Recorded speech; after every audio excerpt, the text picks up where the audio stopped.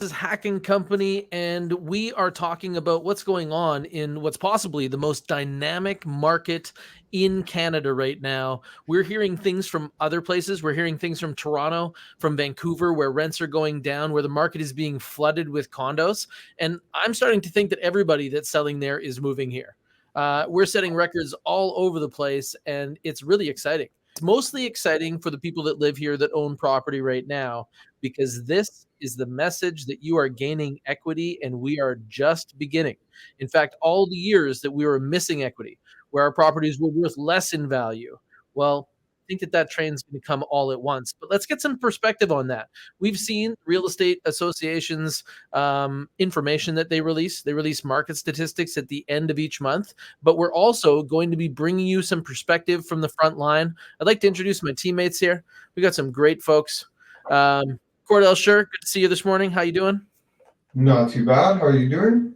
I'm doing pretty good. It's been an interesting time over the last little while, and you've seen multiple offers on both sides, on the purchase side and on the sales side. Is this something that makes you smile, or is this something that's like, oh man, every deal is battle? It's a double-edged sword. So we see multiple offers on a sale. It feels great. We're bringing clients a great experience. But when you're with a client who's buying, you're in the trenches. You're trying your best to make sure they have a great experience. And sometimes we can't help the crazy people that show up and write ridiculous offers. Yeah, that's actually one of the things that we've been seeing as a trend is these people coming in from BC and Ontario, and they've been acclimated to these markets where you can't have any conditions, and they're coming in here, and man, our locals, they're not in the same league as some of these people coming from the other side. Those folks have sold places for $2 million. They're coming in, and it's like killer bees, you know, they're like the same type of thing. They're just another buyer, but man, do they ever pack a punch.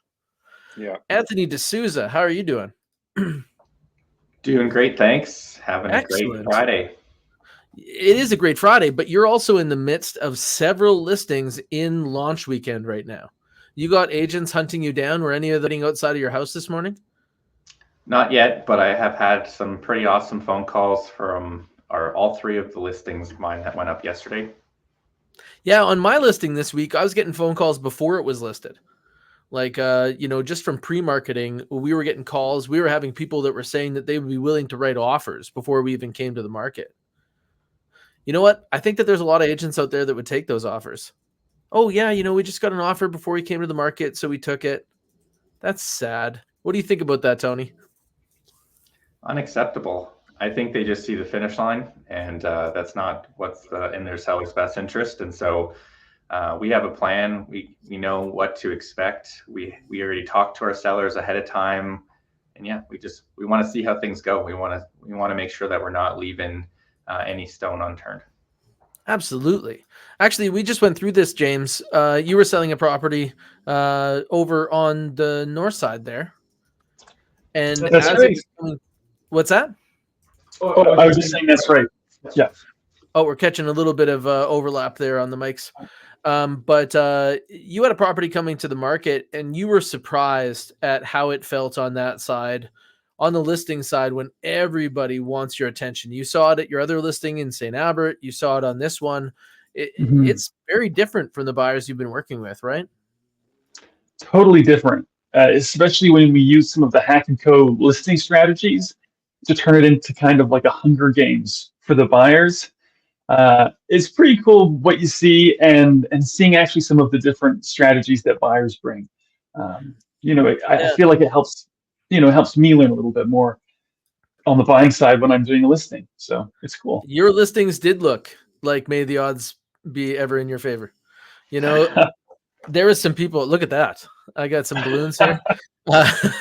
There were some people that were so interested in making sure that they got those properties. They were willing to do anything. And that's also something you mentioned that you found surprising. Like when it got to the end game and we kept seeing that there was offers that were revising and going higher and higher. At one point, you kind of felt bad for the buyers. Yeah, like I was just wondering, like, will it ever end? I think I had one group that revised probably about 6 times, to be fair. They just kept going up to try to win, which they did. But it's interesting to see. So in that part of our process, like you saw the price go up by well over $10,000, right? Yeah, on that one, it went for 35, 30, was it 35? 35,500 over list. Yeah, but even in that last part with those revisions, like the revisions alone were worth more than what we charged the client. And there would have been agents that took the initial offer that was trying to avoid multiple offers and would have paid way lower, like probably would have lost $20,000 or $30,000 easy. And then if we would have just accepted the offers and not done any more of the process that we learned from some of the top agents in some of the hottest markets in Canada, well, then we still would have been underserving our client by 15, maybe more than that. Like this is car money. And by the end, we ended up setting not only the record for recent sale, but like record for the neighborhood in both of those places, right? Yeah, that's right. And Ryan, how are you doing? Doing good, Taylor. Good to see you. I was looking at comparables the other day, and I think that you are still the all-star of Calder. Yeah, that's going to be a tough one to beat.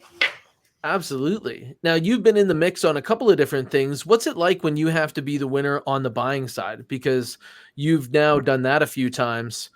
James was just contrasting how you feel like in control on the seller side and you kind of feel Hunger Games. What do you feel on the buying side? Yeah, definitely a lot of pressure, a lot of competition out there. There's a lot of people looking for homes. Sellers, kind of the secret's out. The sellers know they have a little bit more sway when it comes to negotiations in most property types. So yeah, just a lot of competition, and it's kind of changed the way we play. Absolutely. I totally agree. And having a strategy for that purchase side as well. You know, if we didn't, the way we're selling properties would make people homeless, right? If we didn't know how to take them through, like, what are the most offers you guys have competed with and won so far? I want to say 3. Brian's got 3. Tony, For me, it's 9. James, record is 9. I was going to say 9 as well for me. Tony's got 9. Cordell? I was with 11 others, so 12 in total about a month ago. Wow. And coming out the other side on the win move, like we've also seen some moves where we do pull agents out of competition. A lot of people aren't familiar with what bully offers are, but we've been taking some properties off the market before they even got to competition because we know that there's some agents out there that are just looking for the finish line. And we also know that there's some sellers that have already committed to a purchase and they're so terrified to be caught in the fire that bully offer might actually land, even in situations where their agent would advise them against it. So that's something that's been awesome. Tony, you picked up a place in Sherwood Park on a bully offer. Yep. And it was just, reading the room, basically having seen what's happening around us for a while and seeing the reaction on our buyers' faces as they walk through and being able to craft an offer that was enticing enough for the seller to not only think about it for a little while, but decide, okay, let's just do this. This is a great offer. Oh, I love it. That's great. Let's talk a little bit about what took place in recent history. Like, who's got news? What's like the biggest news in real estate right now? I mean, everybody's talking about the rates, but I'm way more excited about the 30-year amortization for new builds that came into effect August 1st. Okay, tell me about that. Yeah, so anybody that's looking to build a house moving forward from now on, they can actually apply for a 30-year mortgage. And, it definitely spreads out their payments for a little longer, makes things a little bit more affordable. And builders seem to be really excited about this as well. I know I just had a buyer that just missed on this deadline, but based on what we had available to them, they didn't want to mess up the deal that they got. But, if they would have held on for just another week, they probably would have been able to get, more of what they wanted for less than what they're paying now. I think that's really interesting. I found that this announcement was interesting because it was exclusive. It was saying that the government's okay with you taking more risk, but only if you buy new construction. That's something that I think is going to shape our market a little bit, because getting 5 years more to pay off a loan is going to lower those payments, right? What do you think is going to Absolutely. happen there? Do you guys see this 30-year amortization turning a lot of sway, especially from young people towards builders? I think it will. I think it will be allowing them to get more house than they could get on the resale market.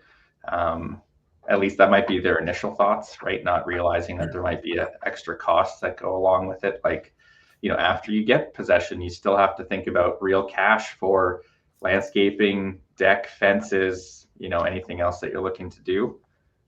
But a lot of people don't think about that in the moment. I totally agree with that. I'm not really sure about how this is going to bounce, because if all the demand does go to builders, like if we see a lot more demand running to them, the deal that people are getting by being able to take more time is actually directly going to translate into sale price for those builders. So what we're seeing right now is any benefit that buyers are being given, what they're using those tools for is to fight each other for listings. I think that's going to be the same thing with the interest rate drop. Interest rate drop. What's the vibe on that when you guys are talking to clients right now? Do they think it's a big deal? Do they think it's not a deal? So I've been talking with some clients who they were waiting on the sidelines, kind of thinking interest rates were going to go down. But it also came with an announcement of the hopes of lowering them even more. And so what the market is saying is interest rates went down a little bit, but people are spending as if they've already hit the goal of in and around that 3%. So I've talked to some people and they're like, yeah, we'll just get a variable rate. We'll ride the downslope. What could go wrong? And so they're already spending like it's already there. Isn't that the case? Like, it was almost like the same week as that announcement, who felt the part of their database that just got off the fence and into the water? I felt it on the listings that we had. I also felt it in my contact list, like the number of people that were calling me and saying, hey, I want to go now. Or the question that they ask is like, is it too late? Because obviously with real estate, there's only a spring market, right? Not true. We're actually Not true. We're having a pretty strong July in comparison to over the last 5 Julys that we've seen in our marketplace. And I think what I'm seeing with rates is, I met with a buyer that was kind of, they were really close to buying something last year. They've had some challenges and they're really thinking about buying a place soon. But now they're wondering, like, should we just hold on a little bit longer to see if rates drop again before we action? And it really depends on everyone's situation. Some people think, hey, less rate means I get more house. And really what it means, and like what we've seen statistically over all the times there's been rates drops like this, is they're just going to end up having to pay more for the same home.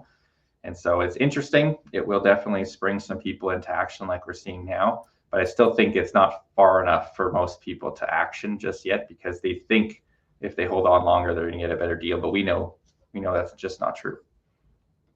I agree with that. And I think I could even go further, because we're going to talk a little bit about market temperature, but for the first time in the recent history, we saw that when we went from June to when we went into July, that things didn't cool. Like normal, what we see is the relationship between buyers and sellers, that demand and supply actually lightens up a little bit, and there's less demand and more supply as we go from June to July. In fact, this trend is so consistent, we pretty much rely on it. But this year, from June to July, the market actually got hotter. And it's partially due to these mechanisms. You can get better deals on buying builds right now, so you better get in because they're going to go up in price. You can get better deals on your money right now, and there's more deals coming. So a bunch of people are coming into the market right now. But the effect that this will have is hot markets, they tend to be hotter even in the downslope. Even when the market should be slow, it doesn't go as slow. And on the high side, it actually goes hotter. So what we're probably going to see is more action over the winter, and that means that by next spring, everybody will be running at this pace as though it's the new normal. And that means that unfortunately, those buyers in the market are very likely to have less options or less inventory than we do right now. When you guys are seeing inventory, what do we have? Like, what's still on the shelf right now, or what's hard to find? Okay, let's start with what's hard to find. If you had a buyer coming in and say, hey, you know what? I'm looking for a house. What price range would you be like, get your helmet? 4 to 4 to 500. 500 Everywhere? in a lot of places. So 4 to Um, 500 pretty much everywhere. Where's the worst place to try to navigate that part of the market as a buyer? It's a mixed Highest bag. common. Sherwood Park and St. Albert are almost neck and neck how it feels. I would agree. So Cordell, if you were going with someone 400 to 500,000 in Sherwood Park or St. Albert, how many offers do you think that you're going to run into?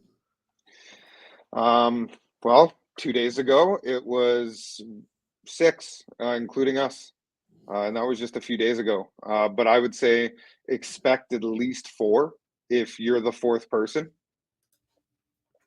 And Tony, if I was buying a house in Sherwood Park or St. Albert and I had the ability to just try to stay out of competition, what price range would I have to go to before I would probably find it easier than that 4 to 500 range?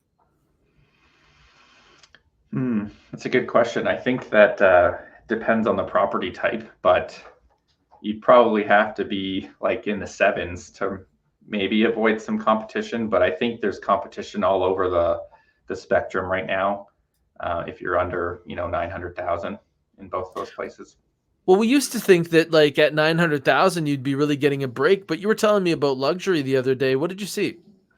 Yeah, we're seeing about 50% more luxury sales this year than we were at last year at the same time. And so luxury types of, properties are selling, and there doesn't seem to be a lot of great inventory. There's a lot of stuff that's still on, it looks like they couldn't complete the development of the property fully, or it's not done well, but the stuff that's, in pristine condition is going quick. I would agree. James, what's your perspective on that? Is there a part of the market with houses that you feel a little less competition? Is there a price range or a location where it's just not as hard? I'd probably say condos. There's less competition down there compared to especially like duplexes or townhouses.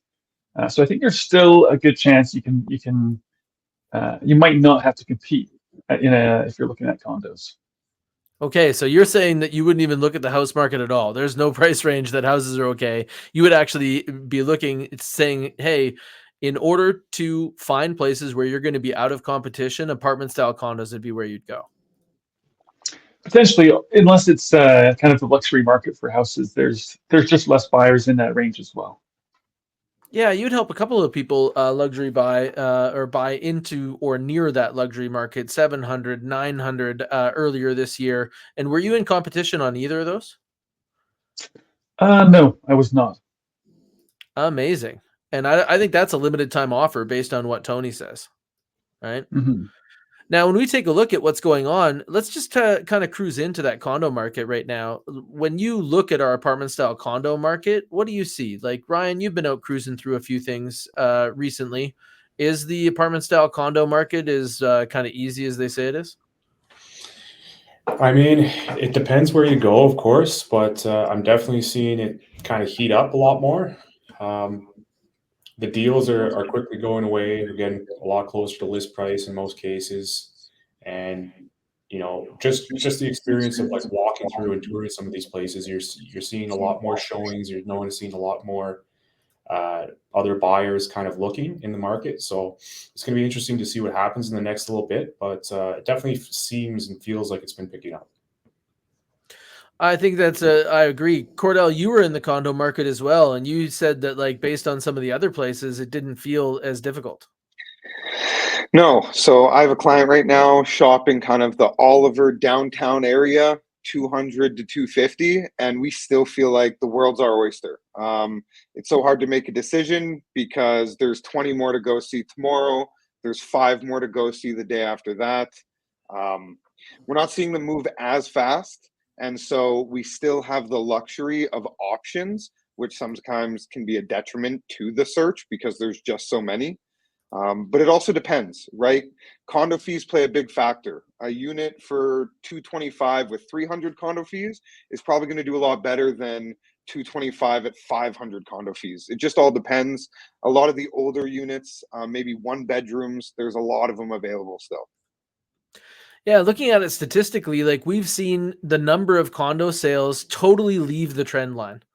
We've seen the number of condos start to bench upward, and they're not really moving up in value as much as other parts in the market yet, because we're still kind of soaking up that inventory. But it appears that where you're looking downtown, there's still a lot of inventory there. And we lost Cordell, but we will continue. So what do you see in other parts of the market? We see that the condo market is starting to heat up, but most of the action is still lower in the price range. And then we see that with Rowan Townhouse, we're getting more action there. With duplexes, they've been hot forever, and there still seems to be like a lot of heat there. But now let's kind of move over onto the selling side. Those people that have those Rowan Townhouse properties, I don't think that they know how hot they are. No, they're in hot demand for sure. We're seeing, basically 100% of the townhouses and semi-detached market selling through. It's been like that for a couple of months now, and what's happening is people are being pushed out of the single-family detached market. There's not that many semi-detached out there, and so if they're like, hey, we're okay with one shared wall, maybe you go for an end unit townhouse instead, and you're getting more bang for your buck that way, and not having to go quite to the apartment style condos yet. But what I'm seeing with that is we just set a record for detached houses. Like highest sale price for a detached house in the last 5 years at $552,000, which is a pretty big eye opener for me. Yeah, $550 for a house is meaning that luxury for houses gets into the 1.1 range. Seeing some of the things that have sold recently is kind of surprising when you look at the numbers, because there is a fair amount of properties at $1 million in the greater Edmonton area. There's a few properties at $2 million, but in Westbrook Estates, we saw a sale for $4.2 million. And if you're looking at this video from another location, you would probably be incredibly surprised at what $4 million gets you in Edmonton. It is nothing short of a palace. And then the highest condo sale was in that $950 range. Those more expensive condos, they've struggled for a long time, and now we're starting to see that. But you were saying that like Jensen Lakes in St. Albert is super hot. Now they just had a $1.96 million sale, but the stuff that you were looking at was in the 700s. Is that right? Yeah, we're seeing people lining up to pay $700,000 for a lot on the lake in Jensen, just because there's not that many of them left. If you want to get into something for next year as a new build, or else you're going to have to wait for the new phases to open up, which might be sometime next year, and then you're pushing into 2026 for a possession date. I totally agree. So what does the market need to know coming into this next season? We're opening up the fall market, right? Do you think that we're going to get less options or more options? Less for options. Buyers out there. Tony says less. What does Ryan say?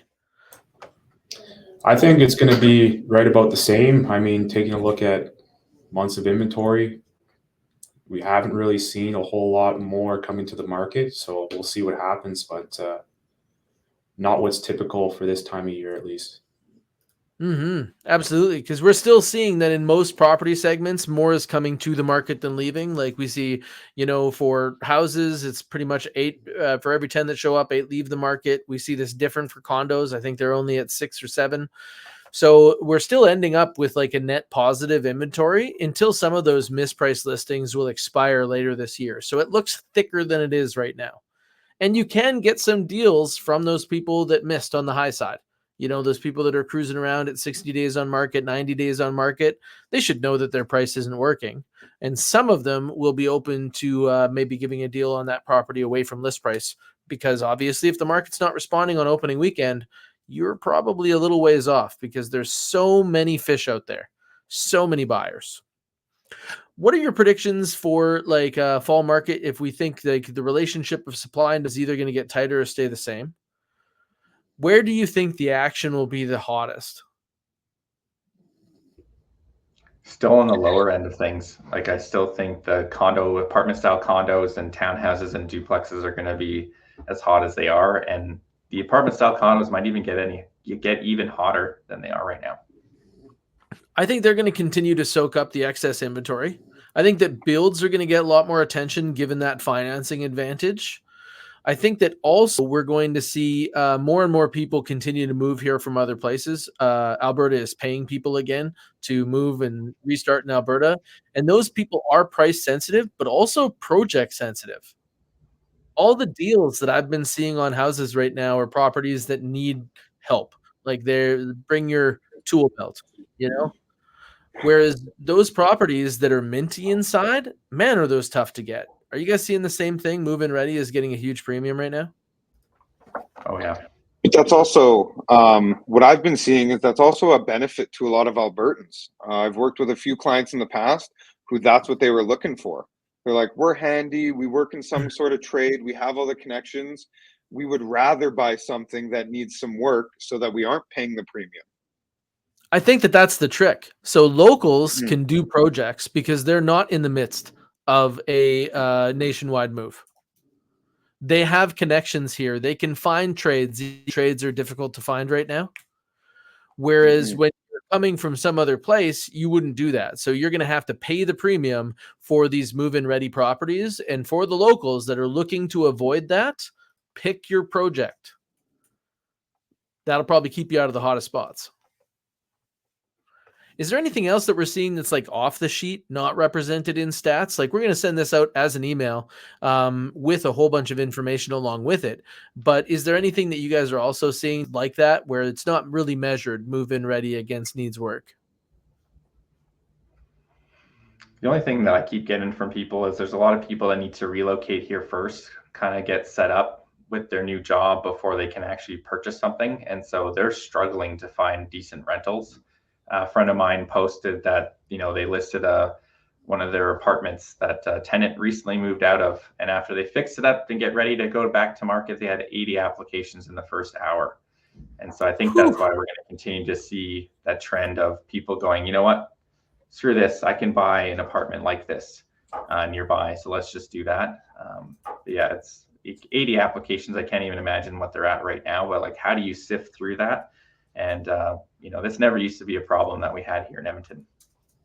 I wouldn't sift through it. I would make them drop off the applications in person, and I would just hang out on their sidewalk and look at the interior of each car.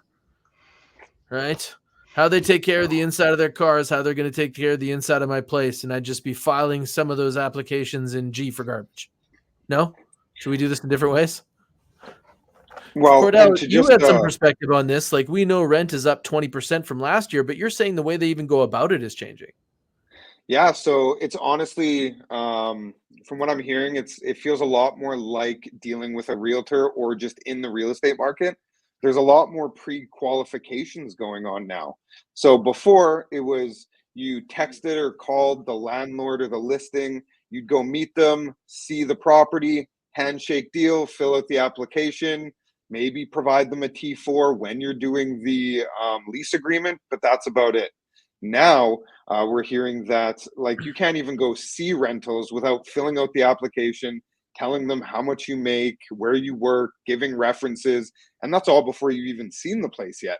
And so we're also starting to see landlords kind of putting more barriers to entry so that they're getting the right person and not wasting their time even showing the property first. Yep. I think that that's like a real sign that they're putting the barriers up out front. You rewind a few years ago and they just be begging anybody to come and rent from them. Those people that didn't have strong applications had no problem. Bring your dogs, right? Yep, no problem.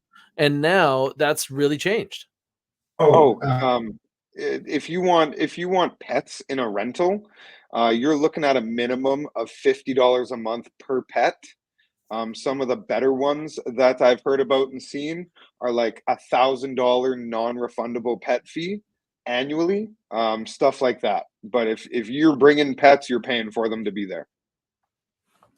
Not everybody's getting the good advice right now. As we're wrapping up this show, let's talk to those first-time home buyers. What is some advice that we could share with those people that are looking at this market like, oh my God, if I don't get in now, I may not get in. What should I do? Am I like, is there any tips that you often give out to first-time home buyers that help them? Let's go around popcorn style. Yeah, what I see is if you go to your bank and they're telling you they need a week for a pre-approval, you're in the wrong spot. You need to get, like, we have people that can get it done inside of 24 hours if you've got all your documents. And we just seen this happen recently where someone was pretty confident on their bank relationship that they had. They were told when they checked in, hey, are we, where are we looking for our pre-approval? They're being told, sorry, we're not done yet. We need a couple more days. Well, these people were ready to go. They found a house that they really liked. So we actually got them to an expert at another bank that they also banked with to get them fully pre-approved. Not only did they have a phone call at 7 o'clock at night, but they were pre-approved by 9 a.m. and writing offers by noon. They removed conditions before we even heard back from their bank. So don't wait more longer than you need to. You're just going to be, that's evidence that you're working with the wrong person. Oh, I love it. Nobody asks their lender, how fast are you? And what we mean is from the time of offer, how long until we can remove the financing condition? Cordell, how long is too long? Oh, I think you're muted. It sounds crazy, but if you're asking for a week, writing an offer on Thursday, asking until next Thursday, that's too long. And before, the standard was 10 to 14 days. But now, like, if you need 4 business days, including a weekend, a few days, that's too long. It's not going to happen. Because you're in a collection of offers, and there's going to be other offers that can do it way faster. If they're working with lenders that we know, like a lot of the time, these turnaround can be like 2 to 4 days, and that can be pretty quick. Yeah, right? And now imagine that you're in the same multiple offer and you're competing against Ryan. Ryan's going to have like a fit buyer that's already pre-approved, ready to go. He's going to be able to remove conditions in 4 days. Let's say that you do need 7 or 10 days. From the seller's perspective, how much more would that offer have to be to make them wait that long? Honestly, if I were to put like an arbitrary number, I'd say you got to be at least $1,000 to $1,500 a day. Their uncertainty has to be paid for.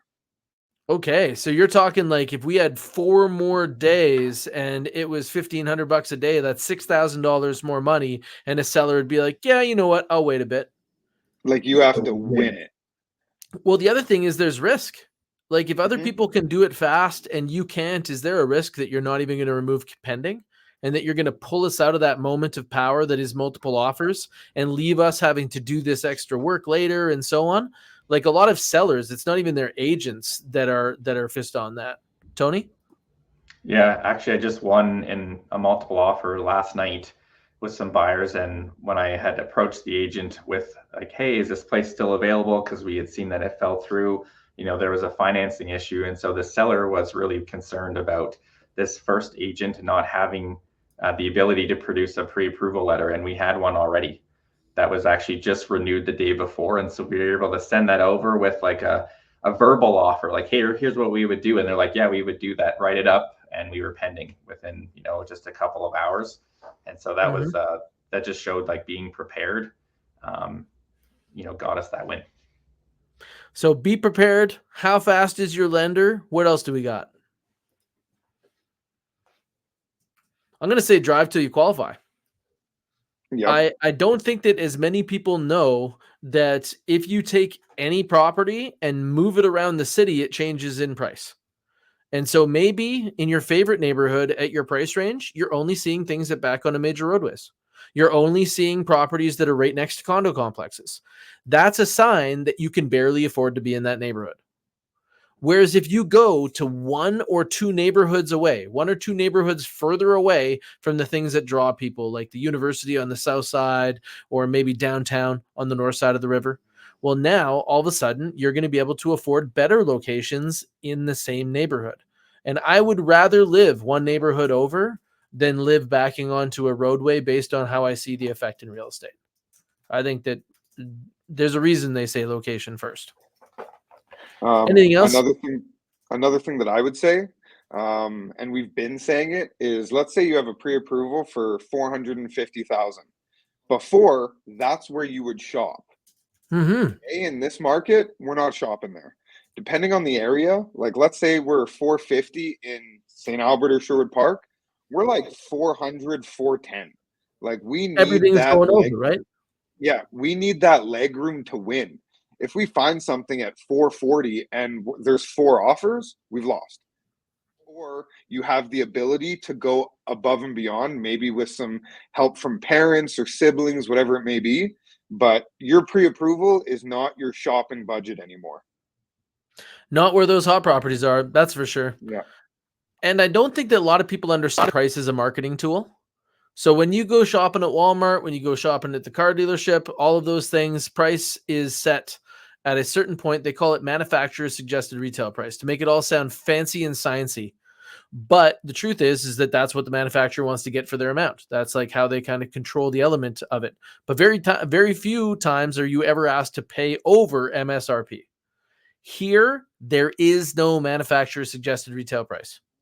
All right. That part doesn't exist. There's a list price, and sometimes it's set with science, but often it's set with a dartboard. Now that the market is moving up, it is a natural thing to use price as a marketing tool, because otherwise you'd have to be arrogant enough to think that you could accurately predict the market. Like if everything else in your neighborhood sold 2 months ago, your house should sell for more. So how do you price it now? This is a problem that a lot of people don't understand. And if you price it where the other ones sold, you will basically go into multiple offers, and you're allowing the market, because you have good strategy to sort out the price. But in those mechanisms, just like in every great board game, there are rules that are designed to keep people in line. But there's also strategies, and often those strategies go to the edge of the rules. They take advantage of everything. It's really key to understand how to play. And that's why we've been able to deliver such outstanding results.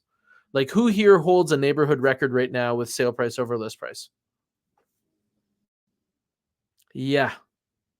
I'm not talking like against us as a team. I'm talking against everyone. Right now, we hold the sale price over list price for all of Sherwood Park and all of Beaumont, along with quite a few neighborhoods in Edmonton, in Sherwood Park, in St. Albert. This is something that a lot of people don't understand, is right now, it is so dangerous out there to leave money on the table. You're going to have to fight to buy something, so you have to maximize your sale. So if right now you feel like the criteria of which you've chosen an agent to start talking to is that they were the friendliest person at your barbecue, why not put one of the members of the highest ranking team on rankmyagent.com in the greater Edmonton area, just as a way to make sure that you're on the right path? You don't need to choose us, but you should definitely have at least 2 people to your kitchen table. And my suggestion is you might want to look for some people that hold some neighborhood records and hold achievements around 5-star reviews. Put us against anybody, any of these teammates, against any of your team leaders. Let's go. Thank you so much for joining me this morning. I really appreciate you guys sharing your perspective. A lot of people are seeing stats on the outside, but they have no idea what's happening on the inside. And I appreciate you just taking some time to share that with everybody. Well, I hope you guys have a killer day. I know that we're going to end up having hundreds of agent interactions. We're going to be hosting well over 100 showings on our listings this weekend that are coming to market. We've got like half a dozen open houses. You guys will be talking to so many people in real estate.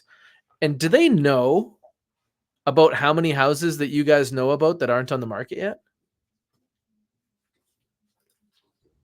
Having agents with good networks matter. Thank you guys. We'll see you soon. Cheers. Take care. Bye. Bye.